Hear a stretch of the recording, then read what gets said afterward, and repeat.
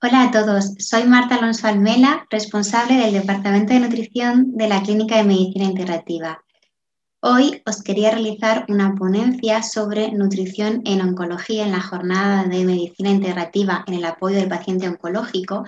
En esta ponencia vamos a hablar sobre la estrategia de compatibilizar los ayunos intermitentes con las dietas cetogénicas para combatir, ¿no? Para tratar esa patología oncológica de manera compatible con el resto de tratamientos. No se trata de hacer solo un tratamiento nutricional, sino, como sabemos, el cáncer es una enfermedad multifactorial, por tanto, debemos tratarla de manera multidisciplinar desde las diferentes especialidades. Comenzamos. Como os decía, al ser una patología multifactorial, no nos debemos centrar solo en la dieta de los ayunos, la dieta de la cetogénesis, ¿no? Tenemos que intentar tratar al paciente de manera global, de manera integrativa. Yo siempre digo que aparte de la nutrición integrativa, formar parte de un equipo multidisciplinar, también forma parte de realizar una dieta integrativa para tratar al paciente de manera global, de manera general, y equilibrar todos los sistemas de su organismo. Por tanto, la primera parte de la ponencia sí se va a tratar la parte de la dieta, pero a continuación veremos cómo desde la parte nutricional podemos también fomentar la detoxificación del hígado para eliminar todos esos tóxicos, todas esas toxinas, residuos que se almacenan, ¿no?, en nuestro cuerpo, y además van a también fomentar, ¿no?, el tratamiento de la quimioterapia, la radioterapia, la radioterapia, el resto de tratamientos que se lleven a cabo en la patología.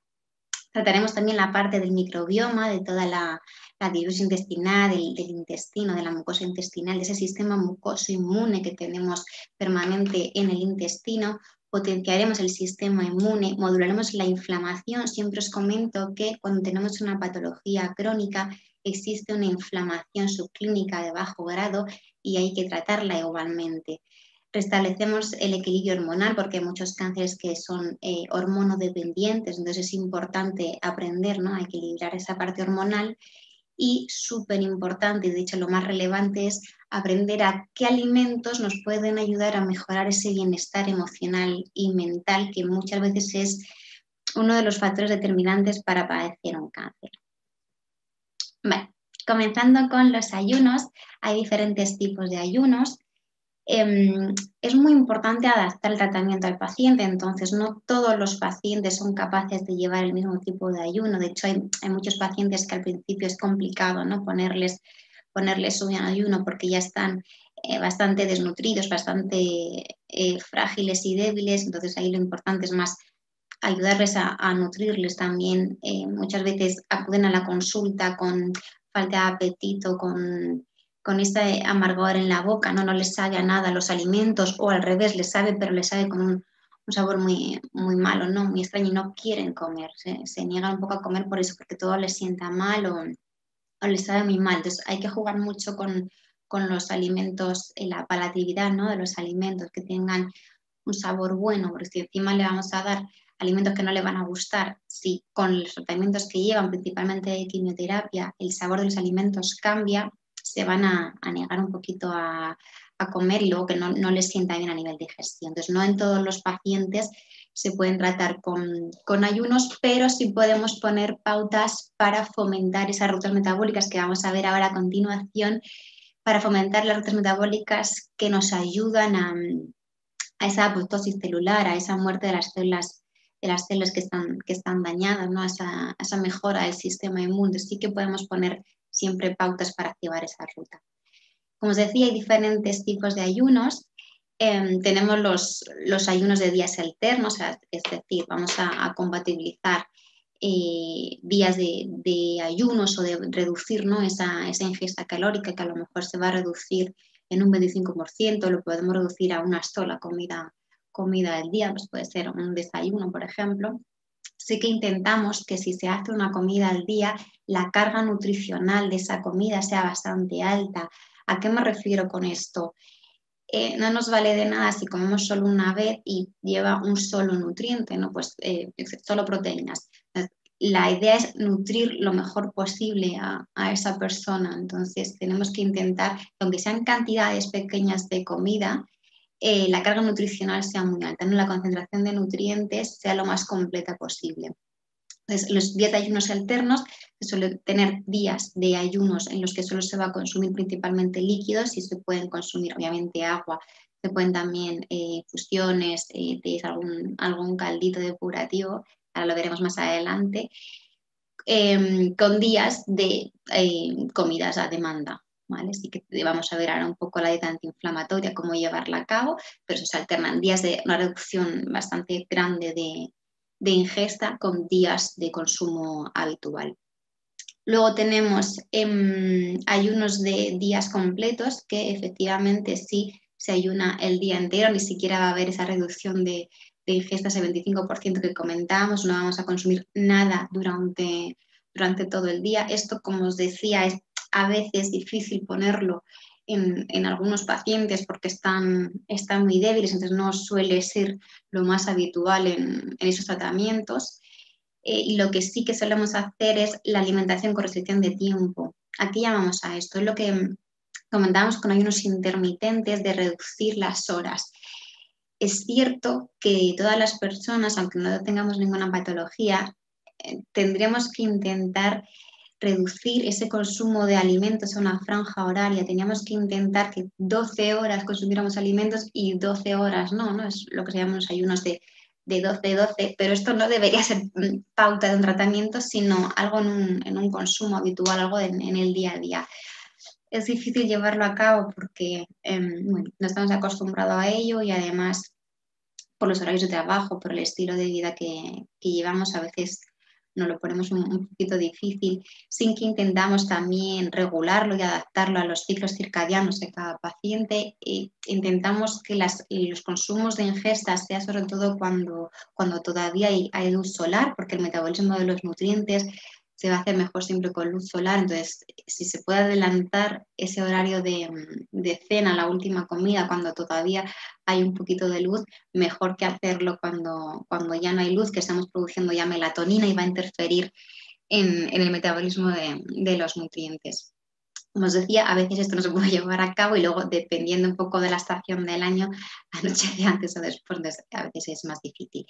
Pero los que sí que intentamos llevar a cabo cuando hay patologías y cuando al final queremos hacer un poco de reseteo, ahora veremos los beneficios que tiene el ayuno, son los ayunos intermitentes de 16 horas. ¿A qué referimos con esto? Al final vamos a reducir la ingesta de alimentos a 8 horas al día y luego 16 horas vamos a estar sin consumir nada de alimento sólido. Como os decía, sí que podemos tomar agüita o infusiones o algún cantito. Esto no se suele hacer habitualmente todos los días, sino que a lo mejor intentamos pautar. Pues 3 días a la semana intentamos hacer un ayuno, ¿no?, de 16 horas.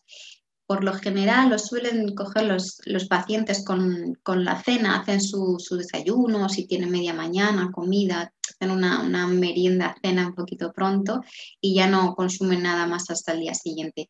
Esto hay que adaptarlo a cada persona porque hay personas que se levantan con mucha hambre pensando en el desayuno y hay otras personas que no, que prefieren pues saltarse el desayuno y a lo mejor sí cenar. Entonces, repito que hay que adaptarlo a cada paciente.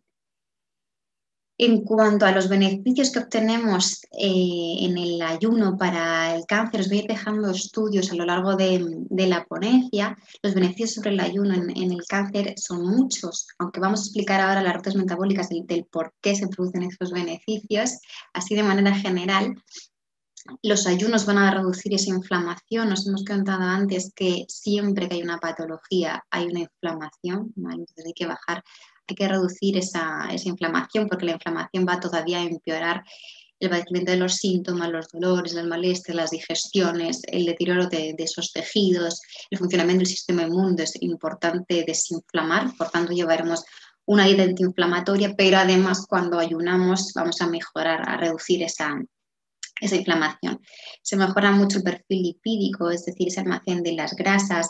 Los ayunos se utilizan mucho a la hora de pautar tratamientos para el sobrepeso, para la obesidad, cuando tenemos los triglicéridos altos, un colesterol alto, porque al final en el ayuno vamos a tirar, ¿no?, de esas grasas que tenemos almacenadas al no consumir alimento, tiramos de almacenes que tenemos en el cuerpo para conseguir esa energía en las horas de ayuno. Va a mejorar la sensibilidad a la insulina, esa resistencia a la insulina en pacientes con síndrome metabólico, a la presión sanguínea y, bueno, al final al estrés oxidativo, es decir, a la producción de radicales libres. Favorece la autofagia, que es lo más importante en las patologías oncológicas, y nos va a ayudar a esa apoptosis celular que os decía. La apoptosis es la muerte celular que se produce en el cuerpo, en las células dañadas. Lo que ocurre es que muchas veces que se interfiere, ¿no?, en ese mecanismo de apoptosis, no se eliminan esas células dañadas y lejos de eso lo que hacen es proliferar, es aumentar ese crecimiento. Entonces con el ayuno se va a potenciar esa eliminación, ¿no?, de células que están dañadas, esas células cancerígenas. Y lo que os decía antes, que también aumenta la resistencia a los tratamientos de quimioterapia de las células sanas, es decir, vamos a fomentar la eliminación de células que estén dañadas y vamos a ayudar a que las células sanas sobrevivan, ¿no?, que muchas veces es lo que pasa, ¿no?, que ese sistema inmune se desploma, esos neutrófilos se reducen mucho y no se pueden llevar a cabo a veces los tratamientos de quimioterapia. Como os decía, las rutas metabólicas, no voy a entretenerme mucho en esto porque sé que es un poco técnico, pero es importante entender, ¿no?, el porqué. Os he dicho los beneficios, pero si entendemos el porqué es más fácil llevarlo a cabo. Siempre intento con los pacientes explicar el porqué de las cosas. No vale con decir come esto, no come esto, cómelo en este horario, no. O sea, si lo entendemos es mucho mejor a nivel cerebral, ¿no?, para poder llevarlo a cabo. Hay que aprender a entender lo que nos pasa en el cuerpo, hay que aprender a observarse, porque como os decía, no todos los pacientes son iguales, las reacciones no son iguales, los tratamientos no son iguales. Y aunque un tratamiento sea el mismo, el paciente no va a reaccionar de la misma manera. Entonces, tenemos dos rutas metabólicas específicas, ¿no?, para cuando se produce o la reestructuración de esos tejidos, la síntesis de esas proteínas, o cuando tenemos un periodo de ayuno o falta de energía, falta de consumo. Cuando ayunamos, se activa una ruta que se llama ruta AMPK, que la podemos ver aquí en el esquema. Esa ruta se va a activar cuando dejamos de consumir un alimento, es decir, cuando tenemos periodos de ayunos o cuando tenemos una deficiencia de energía. Entonces, lo que intenta es tirar de esas reservas que tenemos acumuladas en el cuerpo de proteínas, de grasas, parte del glucógeno hepático que tenemos acumulado, parte de ese glucógeno muscular, para conseguir moléculas de energía, ¿no?, y no morirnos al final. Va a haber una mayor actividad de las mitocondrias. Ahora comentaremos que la mitocondria es deficitaria, hay una disfunción de las mitocondrias en las células cancerígenas. Vamos a potenciar esa mejora del sistema inmune cuando hacemos un ayuno con la activación de la ruta MPK y, como os decía, promueve la autofagia para conseguir ese equilibrio entre células que están dañadas y células sanas para eliminar esos residuos, todas esas toxinas.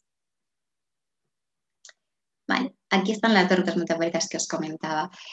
Bueno, he puesto así un esquema para que lo entendamos de manera muy sencilla. Entonces tenemos la ruta metabólica mTOR, que es la ruta en la que se encarga de esa producción de tejidos, de la construcción de tejidos en el cuerpo, de producir células nuevas, ese crecimiento no celular. Sintetizamos proteínas, sintetizamos ADN. Se lleva a cabo un metabolismo anaeróbico, ¿vale? Es un anabolismo cuando se construyen tejidos. Y se produce también un crecimiento muscular.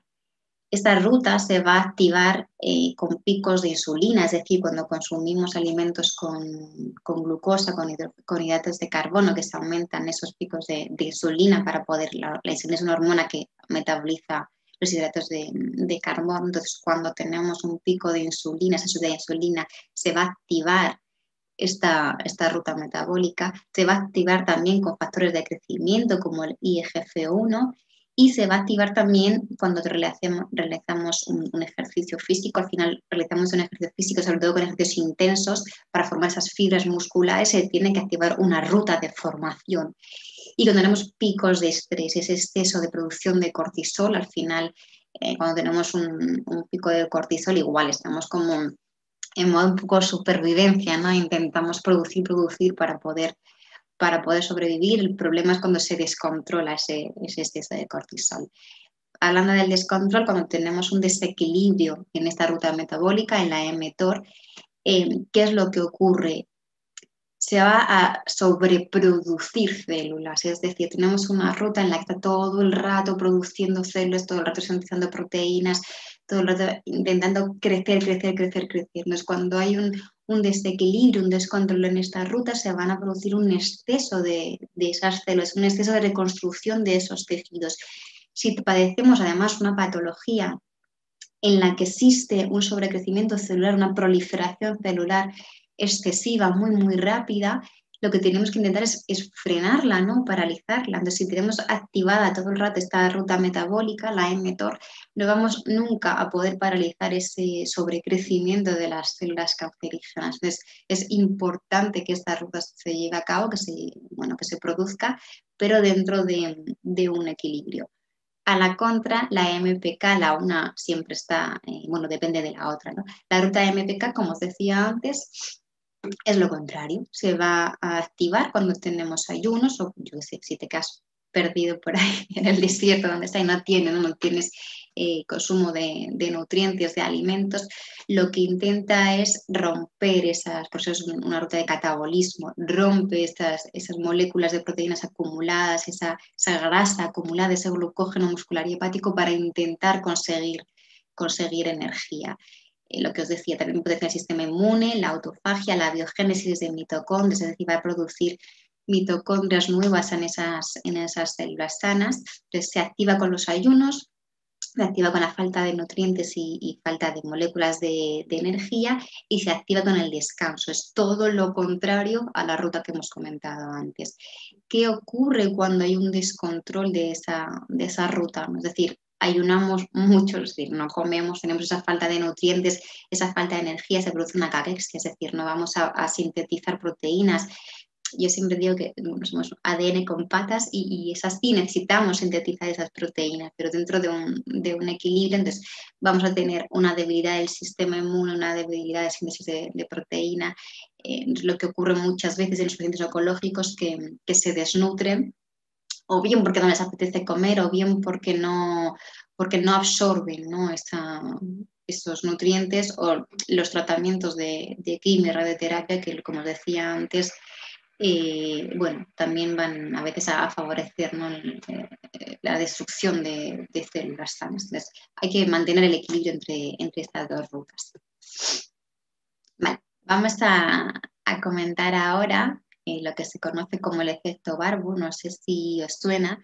Barbour era un doctor que le dieron un premio Nobel porque descubrió cómo cambiaba este metabolismo entre las células sanas y las células cancerígenas. Entonces, se vio cómo a nivel mitocondrial había una disfunción de las mitocondrias. Los mitocondrias es donde se produce energía a través de la glucosa, ahora lo vamos a ver mejor. Entonces, vio cómo había esa disfunción a nivel mitocondrial y cómo una célula cancerígena necesitaba más moléculas de glucosa para producir energía.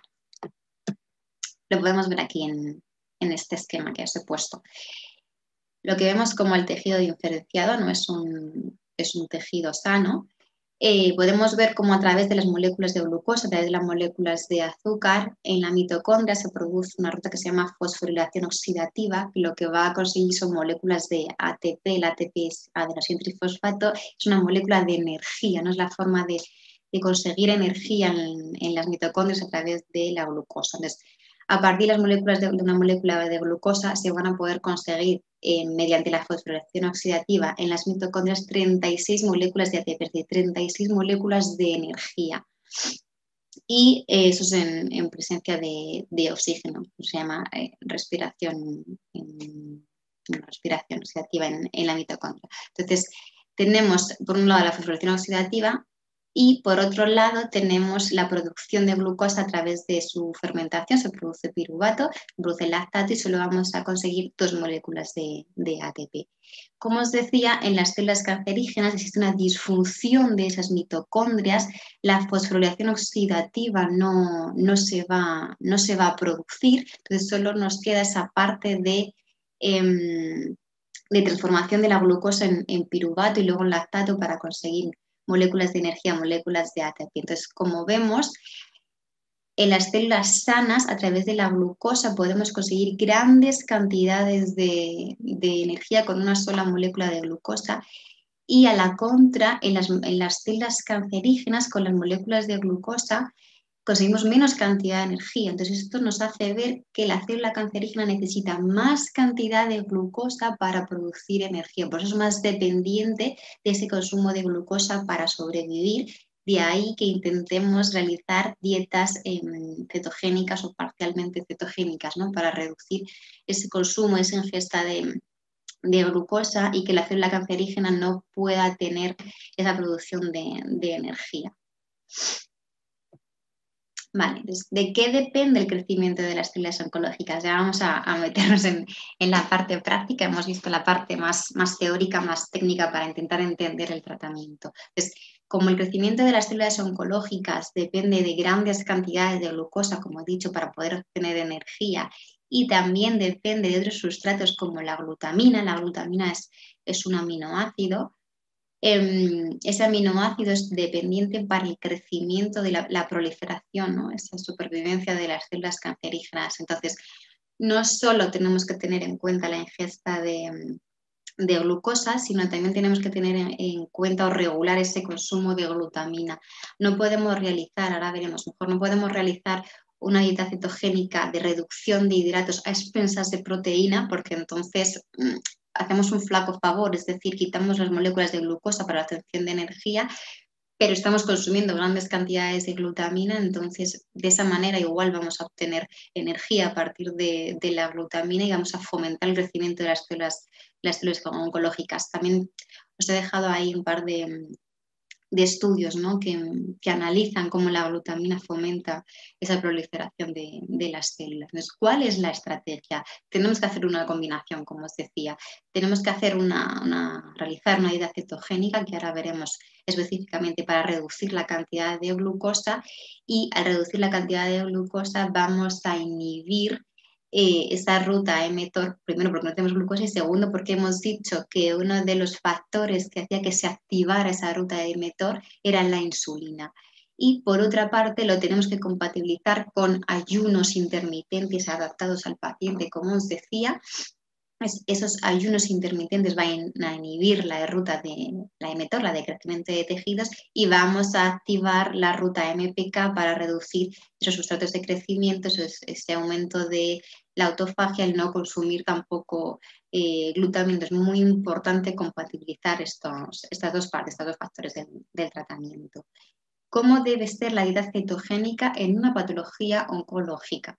La dieta cetogénica al final tiene varias bases. La primera es obviamente reducir los hidratos de carbono, reducir ese consumo de azúcares, de glucosa. Esa es la parte principal.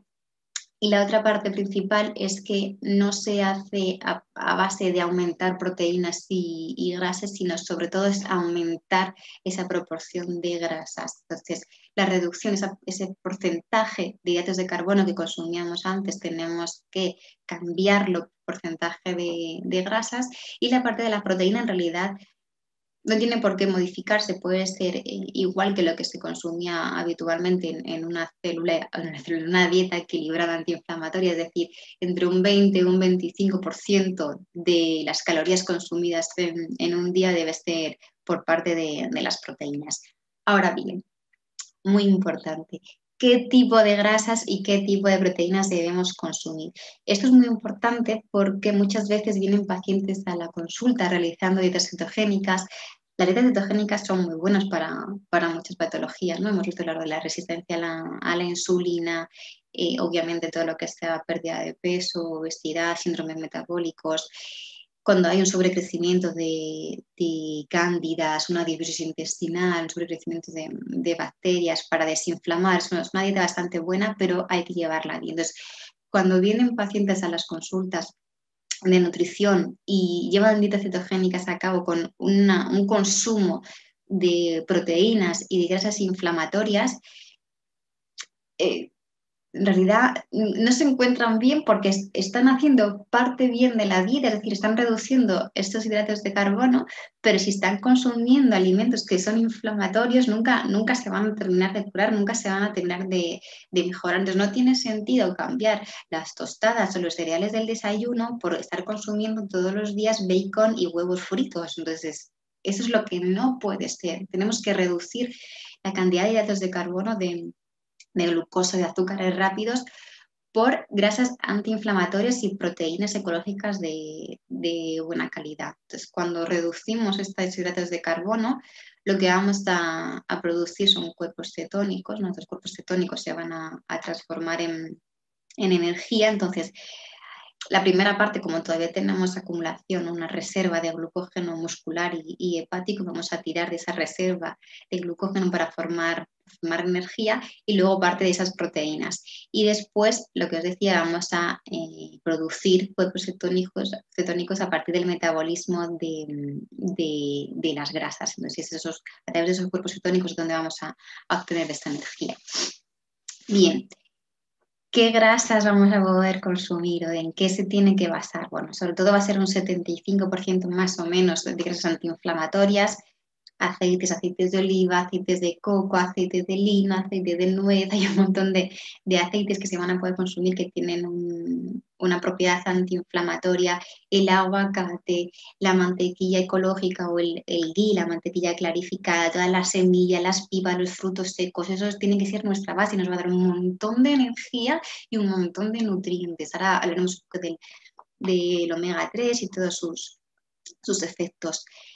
Como os he dicho, también tenemos que consumir proteínas, ¿vale? Intentamos que sean proteínas ecológicas, de origen ecológico y antiinflamatorios, pues huevos ecológicos, frutos secos naturales, que no sean fritos, pescado de tamaño pequeño para que no tenga acumulación de tóxicos ni de metales, pollo ecológico. Bueno, esto hay que adaptarlo a cada tipo de cáncer. Y una pequeña ingesta de hidratos de carbono, más o menos debe ser un 5%. Intentamos que si son cereales, van a ser más pseudo cereales como la quinoa, el trigo sarraceno. También a veces podemos consumir un poquito de mijo, que tienen mayor proporción de proteína que de hidrato de carbono. Algunas frutas, ahora vamos a ver un ejemplo después de la dieta, entonces veremos qué frutas nos van a venir mejor y cuáles, ¿no? Algunas legumbres también, pues se pueden tomar 9 legumbres, 2 veces legumbres a la semana. Hay que ir adaptándola al paciente, cómo se encuentra el paciente, al cómo digiera el paciente los alimentos. La inflamación, que era muy importante, algo que teníamos que tratar. Os he puesto aquí un estudio sobre el efecto, ¿no?, inflamatorio en el cáncer. Os he puesto un ejemplo de un estudio gástrico, ¿vale?, de un cáncer gástrico en el estómago, y cómo se veía también la interferencia de agentes infecciosos, es decir, de virus y de bacterias en la producción de ese cáncer, ¿no? Entonces, hay muchas veces que las patologías oncológicas son dependientes de un sobrecrecimiento de bacterias o de virus. Entonces, cuando tenemos una infección, al final el sistema inmune intenta acabar, ¿no?, con esa infección, va a producir sustancias que son inflamatorias para tratar a nivel local, donde esté localizada la infección, como el Helicobacter pylori, que es uno de los factores determinantes para el padecimiento de la patología oncológica a nivel estomacal, ¿vale? Entonces es muy importante controlar ese crecimiento de Helicobacter pylori. El problema es ese, ¿no?, que cuando no se hace un tratamiento integrativo, un buen tratamiento de esa eliminación de Helicobacter, si tomamos una bomba de antibióticos, que al final es lo que pasa, tomamos una bomba de antibióticos, producimos un desequilibrio, un descontrol tremendo en la microbiota del tubo digestivo y no reparamos esa mucosa digestiva que ha sido dañada. Si a eso se lo sumas una producción alta de cortisol, vamos mal. Es bastante probable que se desarrolle un aumento de células cancerígenas. Entonces, hay que tener cuidado, ¿no?, con esa inflamación que os decía, modular esa inflamación y reparar las estructuras que han sido dañadas y controlar ese crecimiento, ese descontrol de de bacterias, de cándidas para la microbiota de los virus, porque ese ataque, ¿no?, a esos factores infecciosos del sistema inmune y ese daño y esa reparación continua de esos tejidos sí que puede producir ciertos tipos de cáncer, como podéis ver ahí. Bueno, estoy viendo el virus del papiloma humano, igual es un factor bastante determinante para el cáncer de cervix, pero no es el único factor. Repetimos que la patología oncológica tiene un origen multifactorial, no existe un factor que te vaya a producir cáncer, gracias a Dios. Entonces, hay muchas personas, ¿no?, que pasan la Helicobacter y no tienen posteriormente cáncer, pero sí que tenemos que tratar esas mucosas y esos tejidos que se han dañado. Vale, entonces tenemos que realizar una dieta cetogénica, pero tiene que ser una dieta cetogénica antiinflamatoria. Todas las patologías crónicas, todas las patologías deben llevar a cabo una dieta antiinflamatoria, lo que pasa es que lo hay que adaptarlo al paciente y a cada enfermedad. Entonces, en este caso, debe ser una dieta antiinflamatoria adaptada a oncología, que lo mejor son la combinación, ¿no?, de ayunos con dietas cetogénicas. Entonces, hemos puesto aquí unos estudios de cómo nutrientes antiinflamatorios van a ayudar, ¿no?, a esa patología oncológica, a la eficacia de la tolerancia a la quimioterapia, sobre todo el consumo de omega 3. El omega 3 es un ácido graso poliinsaturado que tiene muchos beneficios para la salud. ¿Vale? Previene enfermedades neurodegenerativas, toda la producción de la mielina, de las neuronas, esa transmisión nerviosa, en enfermedades también como Parkinson, ¿no?, como Alzheimer, en pérdidas de memoria, en el autismo también van viendo. Todo lo que sea a nivel neuronal, el consumo de omega 3 es imprescindible. En ciertos tipos de cáncer, además, ayuda mucho al metabolismo de las hormonas, entonces en cánceres hormonodependientes es muy importante, pero es que además tiene una función principal en la modulación del sistema inmune, igual que la vitamina D, que la vamos a comentar después, y como antiinflamatorio. Entonces, es muy importante, ¿no?, tener este equilibrio entre los omegas, omega 3 y omega 6. Si tenemos un exceso de consumo de omega 6, vamos a tener una proinflamación subclínica, entonces es muy importante equilibrar esas omegas. ¿En qué basamos entonces la dieta cetogénica antiinflamatoria? Debe ser una dieta rica en antioxidantes y vegetales, además equilibrar esa oxidación, esta producción de radicales libres, como vamos a ver ahora, es muy importante equilibrar la producción de radicales libres para no fomentar esa producción de células cancerígenas. Como os decía, tenemos que equilibrar el consumo omega 3 y de omega 6. Hombre, aquí va a ser exenta de azúcares, ya la dieta cetogénica es exenta de azúcares, pero bueno, la dieta antiinflamatoria tiene que reducir ese consumo de azúcares, de índice glucémico alto, pues todos los dulces, las harinas refinadas. Tenemos que eliminar o reducir el consumo de lácteos y gluten dentro de lo posible, porque al final el gluten y las caseínas, que son las proteínas mayoritarias de los lácteos, actúan como antígenos y el sistema inmune va a reaccionar ante ellas, aparte de que tienen las dos, tanto el gluten como las caseínas, carácter inflamatorio. Esto es lo mismo, hay que adaptarlo a cada paciente, pero hay que tener en cuenta. El consumo también tiene que ser alto de fibra, de semillas, frutos secos, el aguacate y, como os decía, proteínas ecológicas. Se tienen que mantener también estables los niveles de glucemia, al ser una dieta cetogénica. Ahí es bastante fácil cómo llevarlo a cabo, ahora lo veremos. Favorecer la detoxificación del hígado al nivel hepático es muy importante para eliminar que no todos esos tóxicos, esos residuos, ¿no?, esos residuos también que se producen con los tratamientos de quimioterapia. Es bastante frecuente que los pacientes después, o bueno, en el mismo tratamiento de quimioterapia, vengan con analíticas, con las transaminasas altas. Al final toda la sangre pasa por el hígado para poder ser filtrada, digamos, ¿no? Y entonces, cuando hay una metástasis, es casi inevitable que haya una metástasis a nivel hepático, porque todas las células que llevan a nivel sistémico, a nivel sanguíneo, van a pasar por el hígado. Entonces, bueno, hay que tratar el hígado. Ahora lo vamos a ver. Libre de aditivos tóxicos y ambientales, todo lo que podamos comprar ecológicos, libre de plásticos, cuida con las latas que están cubiertas por dentro de plásticos con resinas que van a migrar al final al alimento, tenemos que intentar comprar siempre que se pueda en cristal y ecológico lo más natural posible. Esto es un ejemplo de dieta, es un ejemplo, hay que adaptarlo siempre, hay que adaptarlo a los gustos del paciente, a lo que pueda tolerar, al tratamiento. Entonces, bueno, son ejemplos de alimentos y habrá muchísimos más, pero ya digo que es que esto hay que personalizarlo muchísimo. Si se puede, se tolera el limón, el zumito de limón nos va a ayudar mucho a las digestiones, nos va a ayudar mucho a nivel también del hígado a producir ácidos biliares. Entonces, sí que recomendamos poner unas gotitas de limón en el agua. Ejemplos de desayuno hay muchos, os he puesto aquí algunos. Se puede hacer una granola casera, como no se pueden utilizar muchos cereales, sí que podemos introducir algo de quinoa cocida y bueno, luego hacerlo con frutos secos, con semillas, pepitas, el aceite de coco que vamos a hablar luego después de él, que también tiene muchos beneficios. Se le puede añadir canela, cacao. Bueno, os he puesto aquí bastantes ejemplos. Los que están acostumbrados a tomar tostadas en el desayuno, como no se pueden consumir pues las barras de pan, voy a decir convencionales, las convencionales no se pueden consumir porque normalmente están compuestas de harinas refinadas y por lo general son de trigo, entonces de por sí tenemos que intentar reducirlas en una dieta antiinflamatoria, pero una dieta cetogénica no está muy aconsejado, ¿no? Una dieta cetogénica no se pueden consumir cereales de trigo. Entonces, intentamos consumir panes que estén hechos de frutos secos, de semillas o crackers,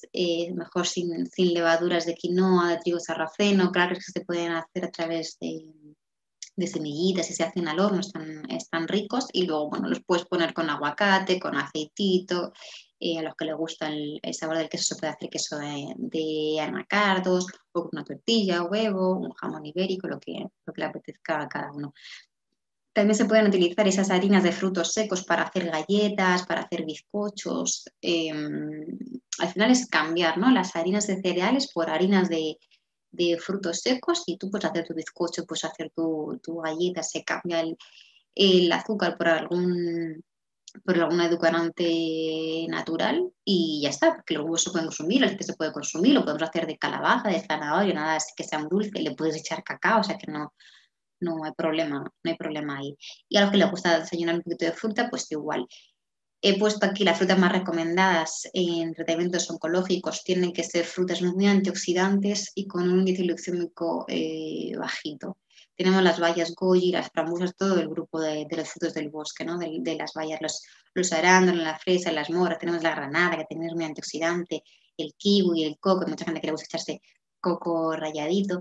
Y la papaya y la piña la he puesto porque, aunque su índice glucémico es un poco mayor, tienen gran concentración de enzimas digestivas y con efecto antiinflamatorio. La papaína, la bromelina son súper antiinflamatorias. Hay mucha gente que les gusta y además es que para mejorar esa digestión van fenomenal. Entonces yo sí que les digo muchas veces que sea un trocito, ¿no?, antes de comer o cenar para desinflamar ese tubo digestivo y para aportar esas enzimas digestivas para que se pueda digerir y absorber bien los nutrientes que se consuman. Opciones de la comida. En realidad aquí es un poco lo más fácil. En las comidas y en las cenas siempre tiene que haber una ración de verdura.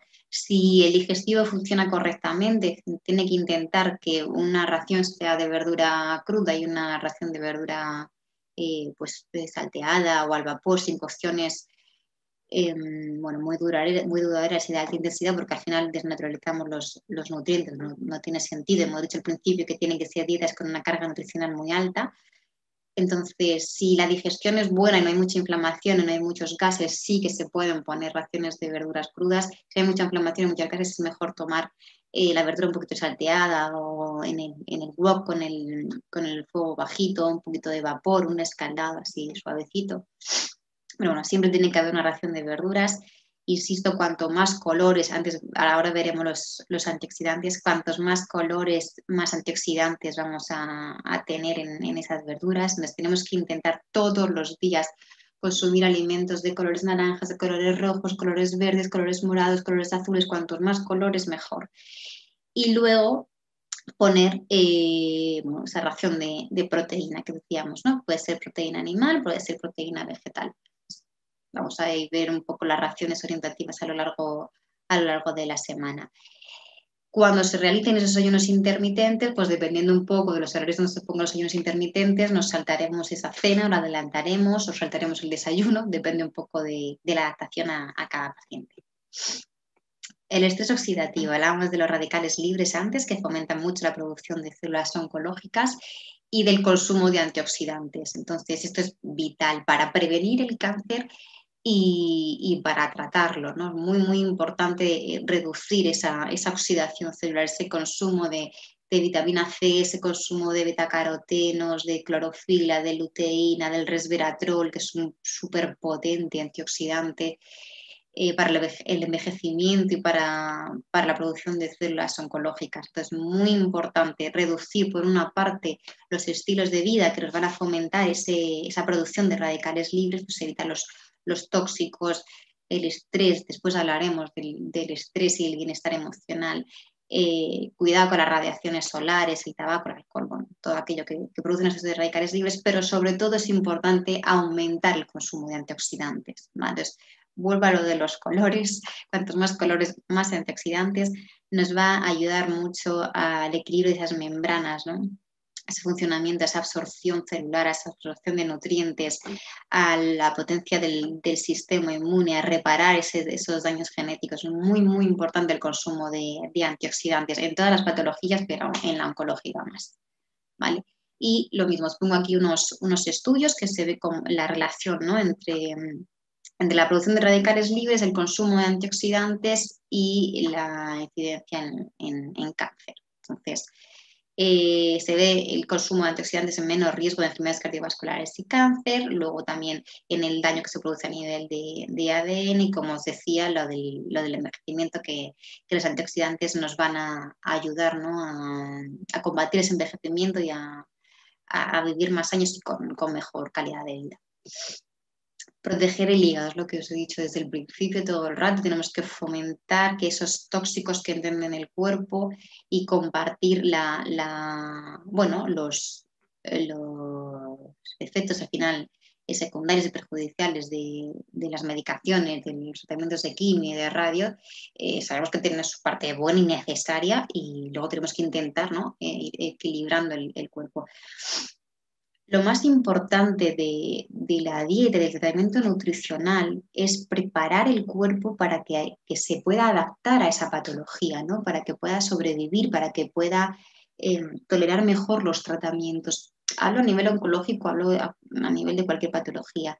La nutrición debe ser la base, ¿no? Y debe ser compatible a cualquier tratamiento médico que se esté llevando a cabo. Entonces, si no tenemos un organismo desinflamado, un hígado potente, un sistema inmune potente, una correcta nutrición, no vamos a tolerar esos tratamientos. Entonces, es muy, muy importante que todas las patologías lleven a cabo un tratamiento nutricional adaptado al paciente y a la patología. Entonces, una de las bases es tratar el hígado, ayudar a que ese hígado elimine todos los tóxicos y no tenerlo sobrecargado y pues, que tenga una mejor tolerancia a la quimioterapia. ¿Cómo lo hacemos?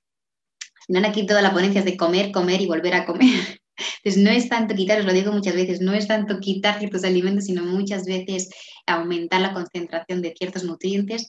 Tenemos la costumbre de tomar siempre los mismos 4 alimentos y eso es un gravísimo error porque cada alimento tiene un nutriente diferente, entonces cuanto más variemos, mucho mejor.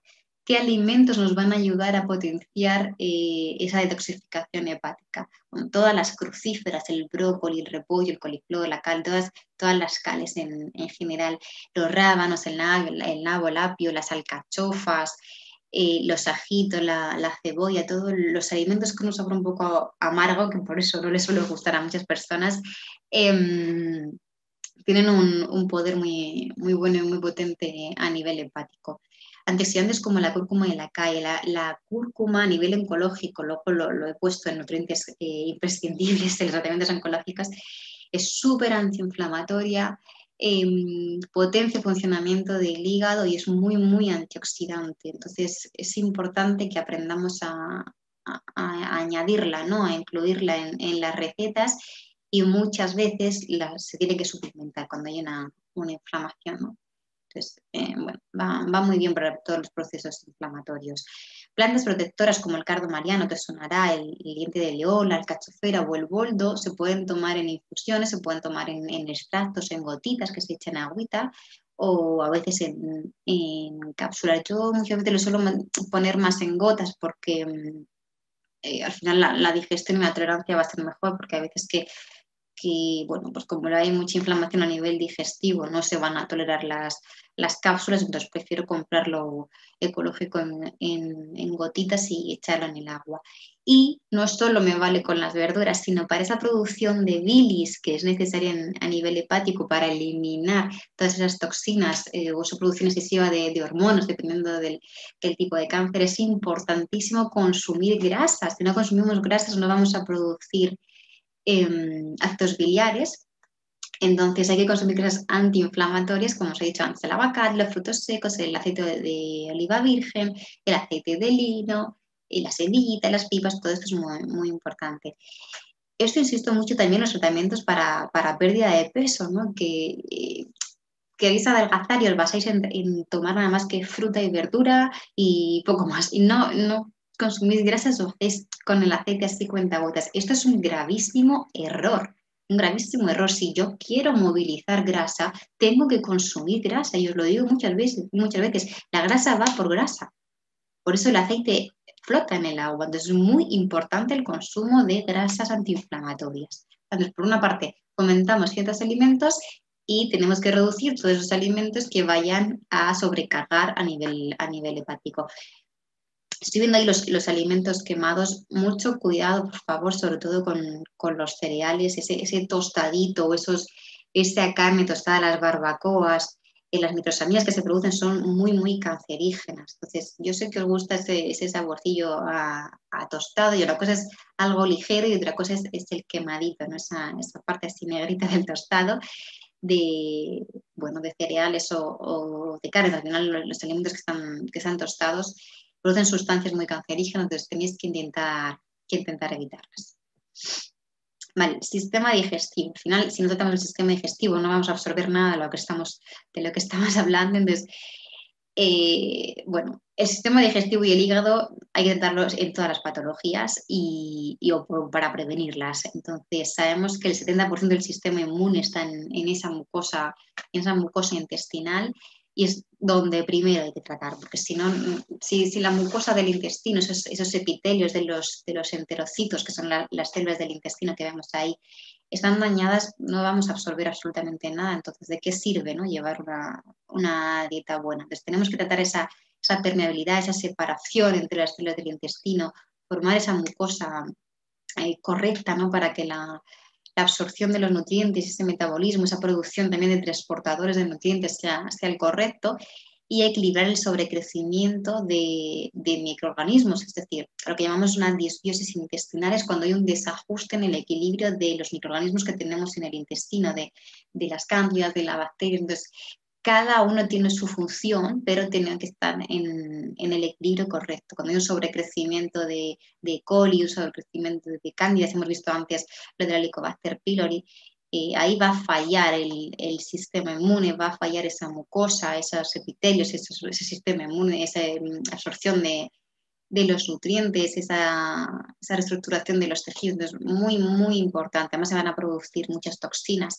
Ahora después se ha puesto un estudio con un cuadro de la microbiota, esa alteración que se produce a nivel oncológico. Es muy importante equilibrar la microbiota. Igual se suelen tomar o suplementar, depende, en probióticos, es decir, esas bacterias beneficiosas para esas mucosas que decíamos, para ese intestino y para ese sistema inmune, o se pueden consumir alimentos, ¿no? Probióticos como la kombucha o el chucrut, el miso también lo podemos consumir. Entonces hay alimentos, el kéfir, podemos tomar a veces kéfir de leche de cabra que va a tener poquitas caseínas.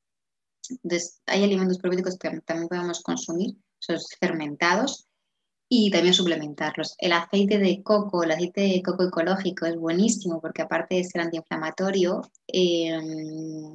ayuda a regular esa microbiota. Además, tiene actividad antifúngica y antibacteriana, entonces nos va a ayudar. Tiene un ácido que se llama ácido láurico, que igual va a fomentar el crecimiento de bacterias buenas. El aloe vera y el jengibre, eso se utiliza mucho siempre en consulta. El aloe vera y el jengibre regeneran esas mucosas. Además, hay que tratar ese estreñimiento, no lo he puesto, pero es imprescindible evacuar. Al final tienes que eliminar esas toxinas, esos residuos del metabolismo que se producen. Si no eliminas tóxicos, todo ese cúmulo de que se producen en el bolo fecal, en las heces, se van a absorber a través del colon. Es muy importante tratar tanto el estreñimiento como la diarrea, pero más el estreñimiento, ¿vale? Porque se van a absorber todos esos tóxicos, además se va a deteriorar el sistema nervioso, vamos a estar alimentando esos microorganismos, hay que dar el estreñimiento. Entonces, el aloe vera, aparte de regenerar las mucosas, nos ayuda mucho a hidratar el colon, al igual que el magnesio y demás, pero el aloe vera nos ayuda a hidratar el colon y a fomentar ese peristaltismo, ese movimiento del colon para poder evacuar. Y el jengibre también es muy importante porque aparte de tener actividad antiinflamatoria y regular las digestiones, potencia muchísimo el sistema inmune.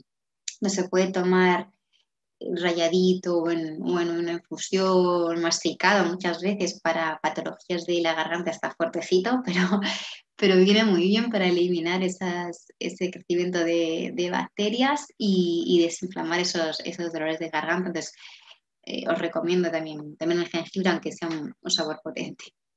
Como os decía, os he puesto aquí en la siguiente diapositiva unos cuadros de un estudio que me pareció bastante interesante, en el que se veía esa relación con determinadas bacterias y su poder o antitumoral o procancerígeno. Entonces, podemos ahí ver los lactobacillus, sobre todo hay muchos estudios con el Rhamnosus, que bueno, es una bacteria que tiene bastantes beneficios, bastantes propiedades buenas. Están muchos de los probióticos que se suplementan y es un estudio bastante interesante, entonces os lo dejo para que lo podáis ver cómo ciertas bacterias van a producir ese butirato y el efecto que tiene a nivel oncológico. Por un lado tenemos las bacterias que van a producir, ¿no?, sustancias anticancerígenas y por otro lado tenemos bacterias que hacen todo lo contrario.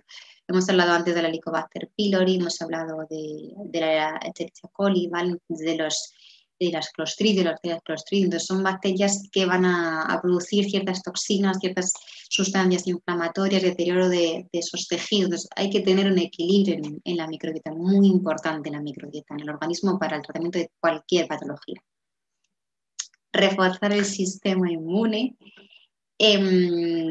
Aparte de tratar el sistema mucoso inmune del intestino, tenemos que aportar un correcto aporte de proteínas dentro de ese porcentaje que hablábamos antes, pero proteínas ecológicas y de buena calidad. Al final, las inmunoglobulinas, que es lo que forma parte de nuestro sistema inmune, son proteínas. Es importante que sean proteínas antiinflamatorias.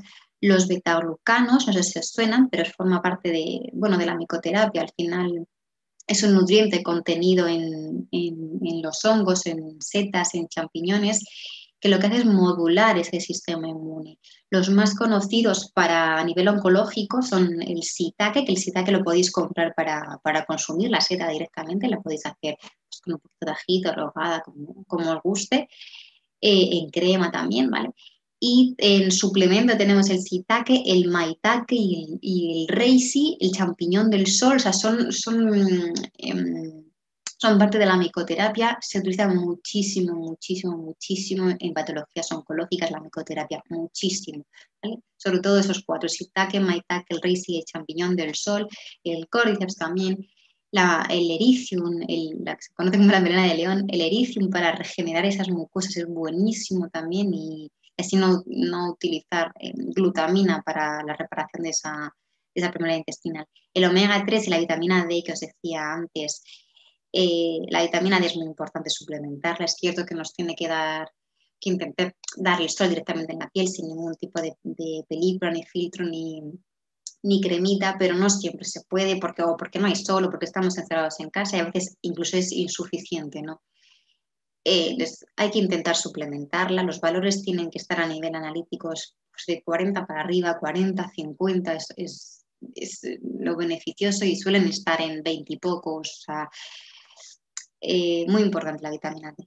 ¿Vale? A nivel de nutrición sí que la podemos obtener en la yema del huevo o en pescados azules, pero sobre todo es a través del sol, pero a veces es insuficiente para tener los valores que se necesitan y hay que suplementarla. Vale. Falta ya solo el equilibrio hormonal y el equilibrio emocional. Para el equilibrio hormonal hay muchos cánceres que son hormonodependientes, entonces para ayudar, ¿no?, a este acúmulo, a esa producción excesiva de estrógenos principalmente, hay alimentos que nos van a ayudar mucho, como las crucíferas, sobre todo el brócoli. Hay una sustancia que se llama 3-indolcarbinol, que además va a estar presente en esas crucíferas, también se puede suplementar, que ayuda un montón para ese metabolismo, para esa producción de quistes, de miomas, sobre todo cáncer de útero, de ovarios, cáncer de mama, es muy importante, se suele suplementar, pero también lo podemos encontrar, como os decía, en las crucíferas. Aumentar ese consumo de crucíferas va muy bien porque son antiinflamatorias, potencia el sistema inmune, la detoxificación hepática y además el metabolismo hormonal. Regular la microbiota, hay muchos estudios que confirman la presencia sobre el crecimiento de cándidas y clostridium con ese desajuste hormonal, con ese hiperestrogenismo que ha supuesto ahí, esa producción excesiva de estrógenos, ¿no? El hiperestrogenismo está muy relacionada con la resistencia a la insulina y el consumo de azúcar, esos desajustes de picos de azúcar. Por eso os he dicho al principio que hay que mantener los niveles de azúcar estables, evitar estrógenos o fitoestrógenos, estrógenos artificiales, como el consumo excesivo de soja o las carnes que no sean ecológicas, aumentar el consumo de grasas antiinflamatorias. He dicho antes que para poder eliminar esas grasas, esos residuos, hay que consumir alimentos grasos antiinflamatorios para la producción de bilis.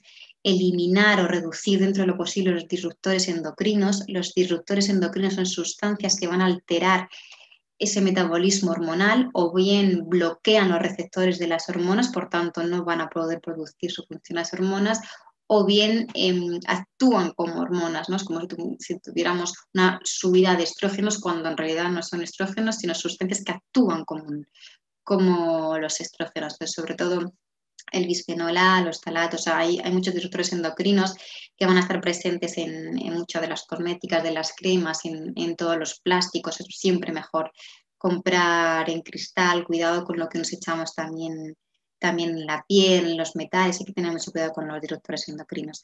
La obesidad, porque al final, las hormonas son liposolubles, que van a acumular en esas células grasas. Cuanto más células grasas, también más hormonas vamos a producir y más sustancias inflamatorias se producen en el adipocito, en la célula grasa, y todos los tóxicos se acumulan en el cuerpo en forma de grasa, son lipófilos, igual que las hormonas. Entonces, hay que tener cuidado con la concentración de grasa a nivel antropométrico y lo que decía, la detoxificación hepática. Bien, el bienestar emocional.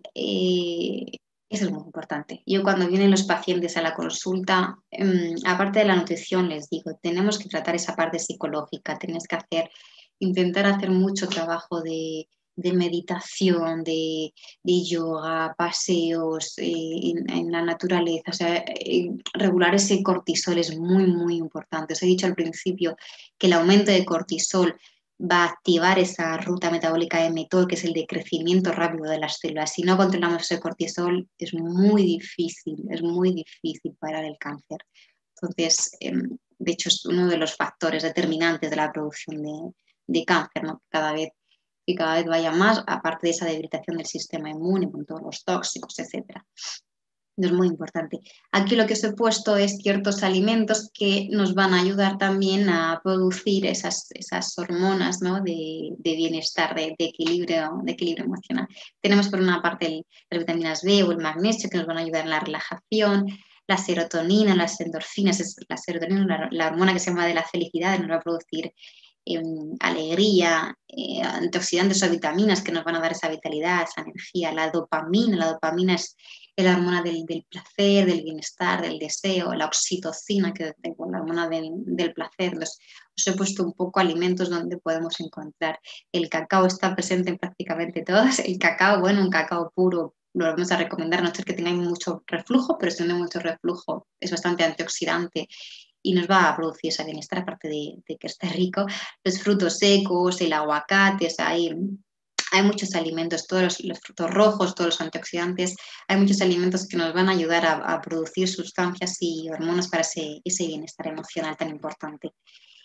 Y por último, nutrientes clave, a ver, nutrientes clave hay muchos, pero yo he puesto aquí los que más me gustan para los tratamientos oncológicos. He puesto el aguacate con una buena corona puesta, porque es un poco el rey, ¿no? Es un alimento súper antiinflamatorio, con grasas de muy buena calidad, aparte que a nivel palatable es muy rico en nutrientes y tiene buen sabor y muchas utilidades. Se puede hacer mousses, se puede hacer cremas, bueno, hay bastante utilidad a nivel culinaria. Pero además es que hay muchos estudios que analizan y han llegado a las conclusiones de cómo el aguacate tiene un poder antitumoral, anticancerígeno, ¿vale? Que también va a bloquear esa fosforilación oxidativa que hablábamos al principio, ¿no? A través de la glucosa. Entonces, tiene que estar presente en esta alimentación, a quien le guste, claro. El aceite de coco ecológico igual, hemos dicho antes que es antiinflamatorio, bactericida, antifúngico, ¿vale? Potencia el sistema inmune, regula esa microbiota, además de tener un poder energético muy grande. La cúrcuma también hemos dicho antes, el resveratrol y los betacarotenos con ese poder antioxidante tan fuerte va a potenciar el sistema inmune y va a combatir la producción de radicales libres. El brócoli, que lo he repetido muchas veces, y por último el jengibre. Al final son nutrientes que podemos adicionar de manera fácil en la dieta y que nos van a ayudar mucho a nivel oncológico. Vale, esto es todo. Espero que os haya gustado mucho, que nos ayude y repito, la nutrición es básica para todos los tratamientos, pero tiene que ser siempre dentro de un plan de medicina integrativa, porque todas las patologías al final tienen origen multifactorial. No existe un solo factor que vaya a desencadenar una patología. Muchísimas gracias a todos y nos vemos pronto.